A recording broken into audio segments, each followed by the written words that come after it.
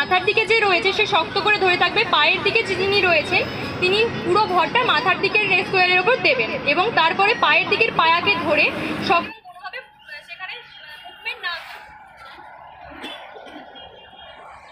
এরপরে স্ট্রেচারে নিয়ে যাওয়া হবে। এই সময় অন্যদিকে রেস্ট মাথার দিকে ধরবে, প্রথমে মাথা এবং তারপরে পা এরকমভাবে নামাতে হবে। তোলার সময় প্রথমে পায়ের দিকে দুজন থাকবে, পায়ের দিকে একজন থাকবে এবং মাথার দিকে দুজন থাকবে, একজন থাকবে অ্যাম্বুলেন্সের মধ্যে। এবং নিয়ে যাওয়ার সময়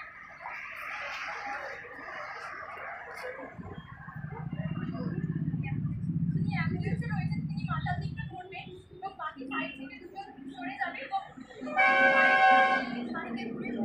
যিনি পায়ের দিকে রয়েছেন তিনি ছাড়বেন না কখনোই, তিনি যেমনভাবে তাকে অ্যাম্বুলেন্সের মধ্যে ঢোকানো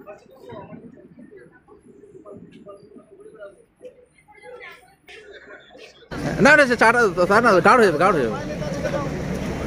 ঠিক আছে,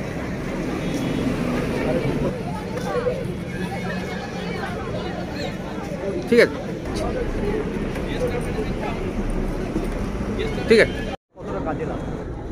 এটা সাধারণ লোকের সবারই কাজে লাগবে। আমরা পথবন্ধু যারা আছে তাদেরকে অ্যাক্টিভেট করার জন্য আমরা এই উদ্যোগগুলো নিয়েছি।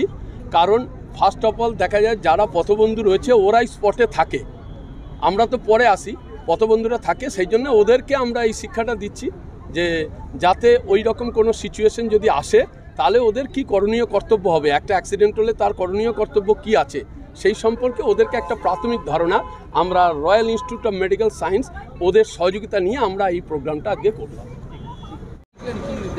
অ্যাকচুয়ালি অ্যাওয়ারনেস ক্যাম্প এটা আমাদের সবারই জানা দরকার, বা এটা আমাদের অ্যাওয়ারনেস আমাদেরও দরকার আছে। যথেষ্ট ভালো একটা প্রচেষ্টা এনাদের, হ্যাঁ, যা হ্যাটস অফ এনাদেরকে যে আম পাবলিককে এগুলো দেখানো হচ্ছে, কিছু শেখাও হবে আমাদের। Thank you. আপনি কি শিখলেন এখানে? অ্যাকচুয়ালি ওই সিপিআর, তাই তো সিপিআরই তো বলো ওটাকে, সিপিআর। ওই জিনিসটা আমি টিভিতে অ্যাকচুয়ালি দেখেছি।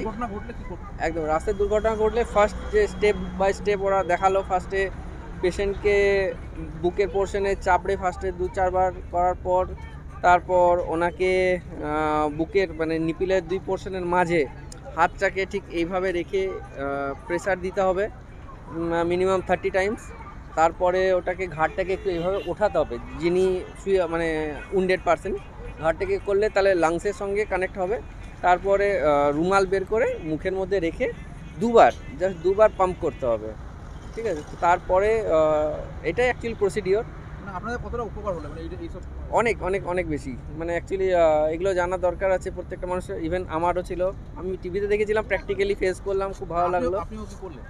আমিও সেম, উনি যেরকমভাবে দেখালেন আমি সেরকমভাবেই প্র্যাকটিস করলাম। একবার জায়গায় আমার প্র্যাকটিস হয়ে গেল, ভালো হলো জিনিসটা আমারও। ঠিক আছে, আপনার নাম? পার্থপ্রতিম মণ্ডল। কোথায় বাড়ি আপনার? আমার বাড়ি পাণ্ডবেশ্বর, হরিপুর।